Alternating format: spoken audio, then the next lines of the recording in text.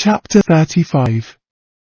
Elizabeth awoke the next morning to the same thoughts and meditations which had at length closed her eyes. She could not yet recover from the surprise of what had happened. It was impossible to think of anything else, and, totally indisposed for employment, she resolved, soon after breakfast, to indulge herself in air and exercise. She was proceeding directly to her favourite walk, when the recollection of Mr. Darcy's sometimes coming there stopped her, and instead of entering the park, she turned up the lane, which led farther from the turnpike road. The park paling was still the boundary on one side, and she soon passed one of the gates into the ground. After walking 2 or 3 times along that part of the lane, she was tempted, by the pleasantness of the morning, to stop at the gates and look into the park. The 5 weeks which she had now passed in Kent had made a great difference in the country, and every day was adding to the verdure of the early trees.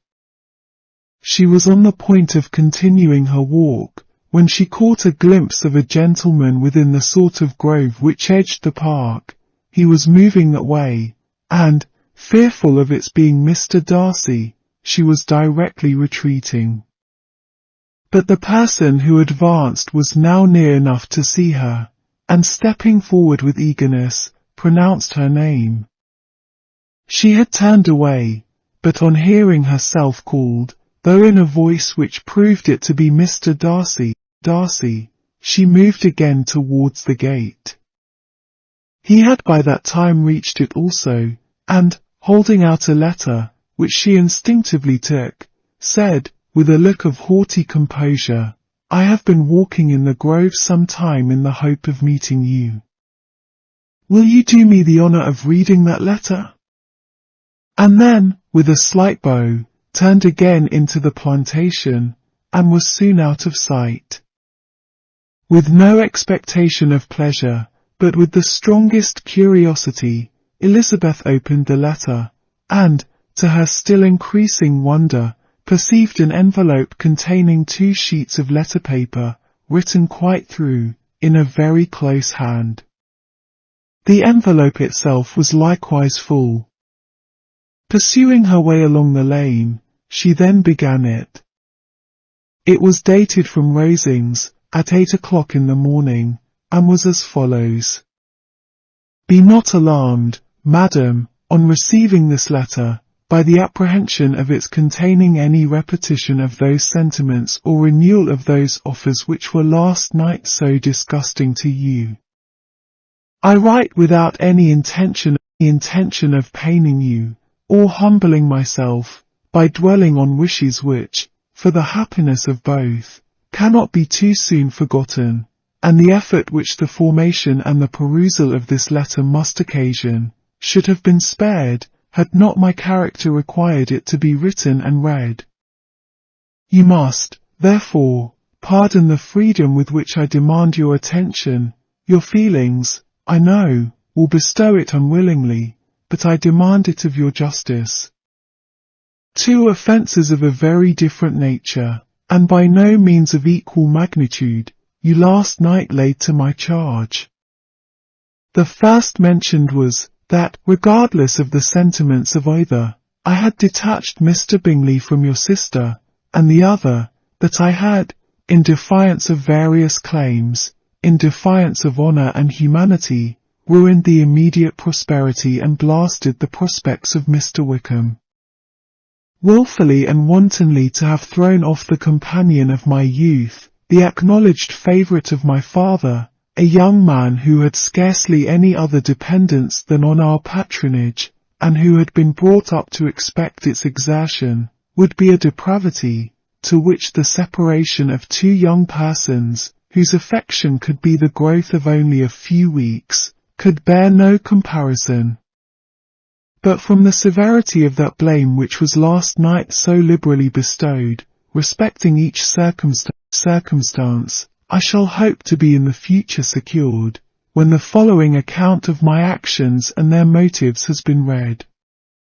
If, in the explanation of them, which is due to myself, I am under the necessity of relating feelings which may be offensive to yours. I can only say that I am sorry.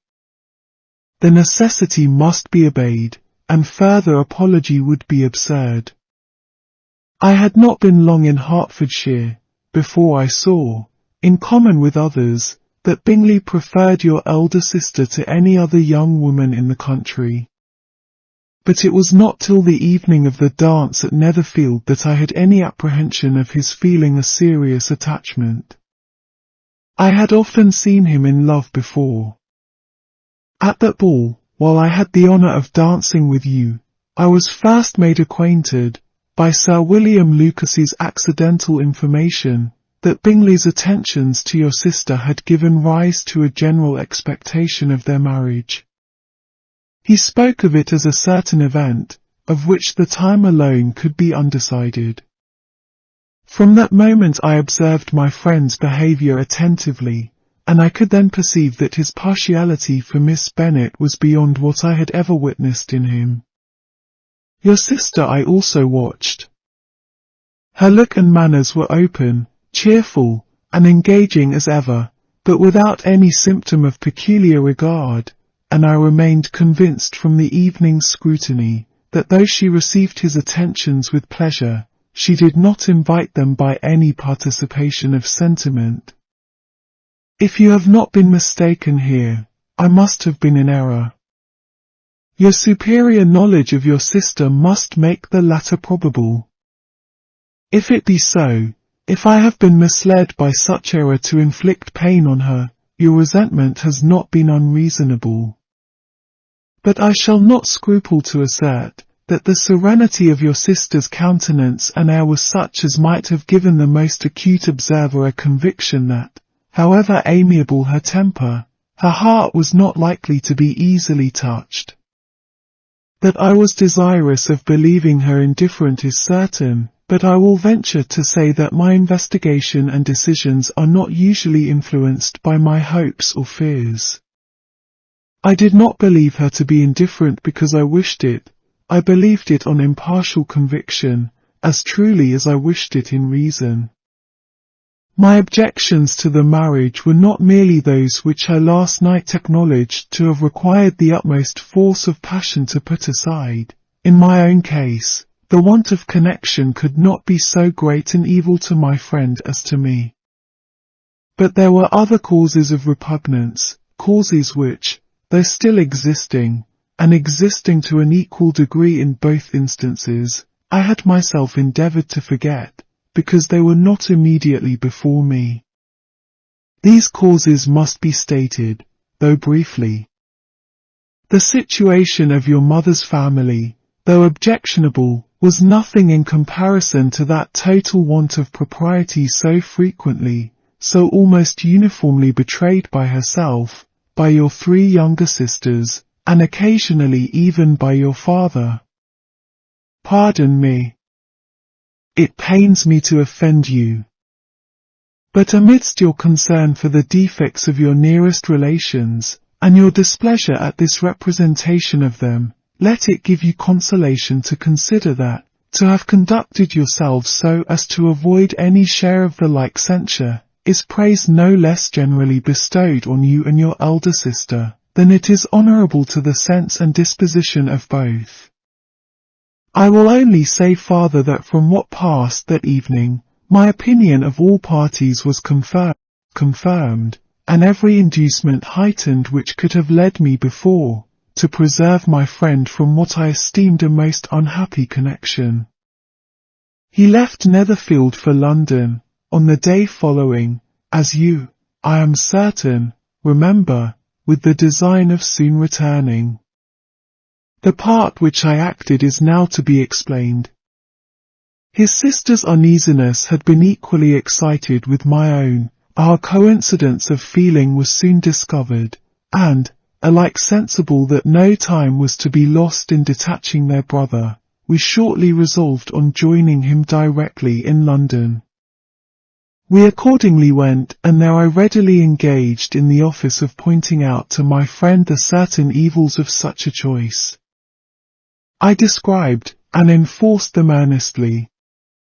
But, however this remonstrance might have staggered or delayed his determination, I do not suppose that it would ultimately have prevented the marriage, had it not been seconded by the assurance that I hesitated not in giving, of your sister's indifference.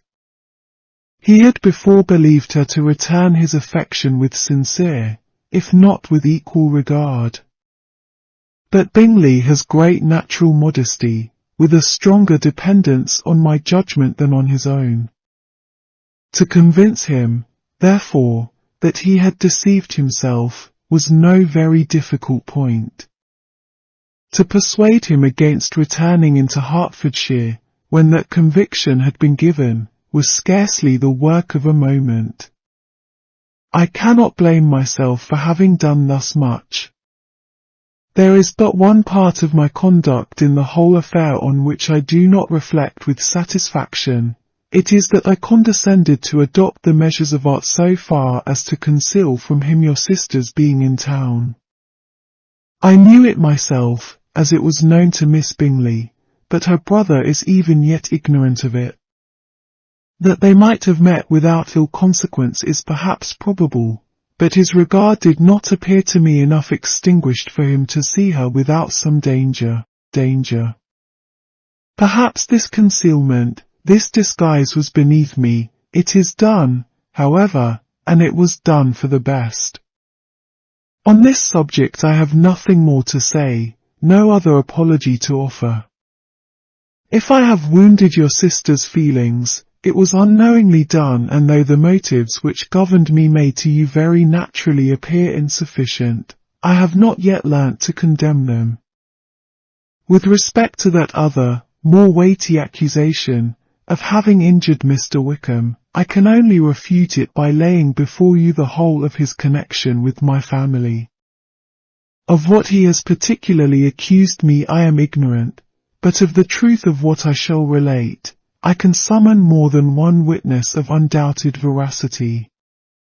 Mr. Wickham is the son of a very respectable man, who had for many years the management of all the Pemberley estates, and whose good conduct in the discharge of his trust naturally inclined my father to be of service to him, and on George Wickham, who was his godson, his kindness was therefore liberally bestowed. My father supported him at school, and afterwards at Cambridge, most important assistance, as his own father, always poor from the extravagance of his wife, would have been unable to give him a gentleman's education. My father was not only fond of this young man's society, whose manners were always engaging, he had also the highest opinion of him, and hoping the church would be his profession, intended to provide for him in it. As for myself, it is many, many years since I first began to think of him in a very different manner. The vicious propensities, the want of principle, which he was careful to guard from the knowledge of his best friend, could not escape the observation of a young man of nearly the same age with himself, and who had opportunities of seeing him in unguarded moments, which Mr. Darcy could not have. Here again I shall give you pain, to what degree you only can tell. But whatever may be the sentiments which Mr. Wickham has created, a suspicion of their nature shall not prevent me from unfolding his real character. It adds even another motive. My excellent father died about 5 years ago, and his attachment to Mr. Wickham was to the last so steady, that in his will he particularly recommended it to me, to promote his advancement in the best manner that his profession might allow, and if he took orders, desired that a valuable family living might be his as soon as it became vacant. There was also a legacy of £1,000. His own father did not long survive mine, and within half a year from these events, Mr. Wickham wrote to inform me that, having finally resolved against taking orders, he hoped I should not think it unreasonable for him to expect some more immediate pecuniary advantage, in lieu of the preferment, by which he could not be benefited. He had some intention, he added, of studying law, and I must be aware that the interest of £1,000 would be a very insufficient support therein. I rather wished than believed him to be sincere, but, at any rate, was perfectly ready to accede to his proposal. I knew that Mr. Wickham ought not to be a clergyman. The business was therefore soon settled. He resigned all claim to assistance in the church, were it possible that he could ever be in a situation to receive it, and accepted in return £3,000. All connection between us seemed now dissolved. I thought too ill of him to invite him to Pemberley, or admit his society in town.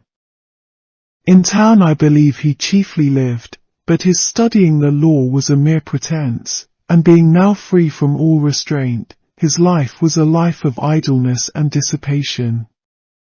For about 3 years I heard little of him, but on the decease of the incumbent of the living which had been designed for him, he applied to me again by letter for the presentation.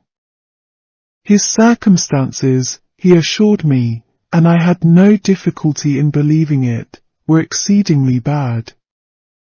He had found the law a most unprofitable study, and was now absolutely resolved on being ordained, if I would present him to the living in question, of which he trusted there could be little doubt, as he was well assured that I had no other person to provide for, and I could not have forgotten my revered father's intentions. You will hardly blame me for refusing to comply with this entreaty, or for resisting every repetition to it. His resentment was in proportion to the distress of his circumstances, and he was doubtless as violent in his abuse of me to others as in his reproaches to myself. After this period every appearance of acquaintance was dropped. How he lived I know not. But last summer he was again most painfully obtruded on my notice. I must now mention a circumstance which I would wish to forget myself, and which no obligation less than the present should induce me to unfold to any human being. Having said thus much, I feel no doubt of your secrecy. My sister, who is more than 10 years my junior, was left to the guardianship of my mother's nephew, Colonel Fitzwilliam, and myself.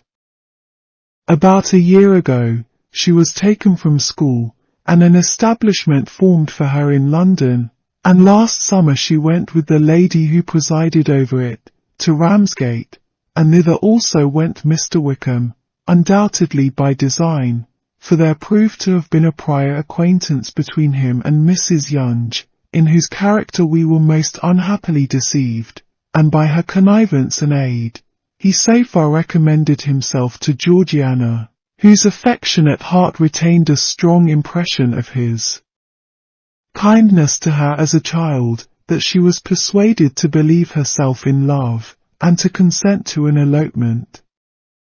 She was then but 15, which must be her excuse, and after stating her imprudence, I am happy to add, that I owed the knowledge of it to herself.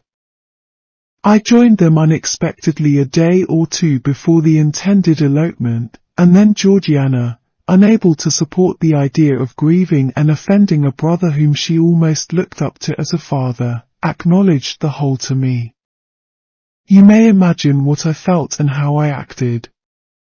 Regard for my sister's credit and feelings prevented any public exposure, but I wrote to Mr. Wickham, who left the place immediately, and Mrs. Yonge was of course removed from her charge.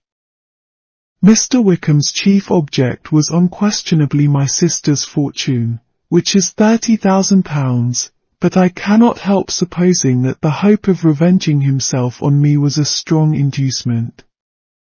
His revenge would have been complete indeed. This, madam, is a faithful narrative of every event in which we have been concerned together, and if you do not absolutely reject it as false, you will, I hope, acquit me henceforth of cruelty towards Mr. Wickham. I know not in what manner, under what form of falsehood he had imposed on you, but his success is not perhaps to be wondered at. Ignorant as you previously were of everything concerning either, detection could not be in your power, and suspicion certainly not in your inclination. You may possibly wonder why all this was not told you last night, but I was not then master enough of myself to know what could or ought to be revealed.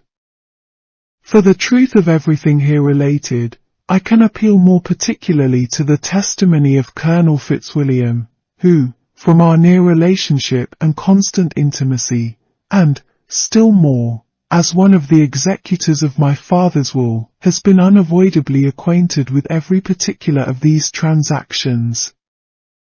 If your abhorrence of me should make my assertions valueless, you cannot be prevented by the same cause from confiding in my cousin, and that there may be the possibility of consulting him, I shall endeavour to find some opportunity of putting this letter in your hands in the course of the morning. I will only add, God bless you. Fitzwilliam Darcy.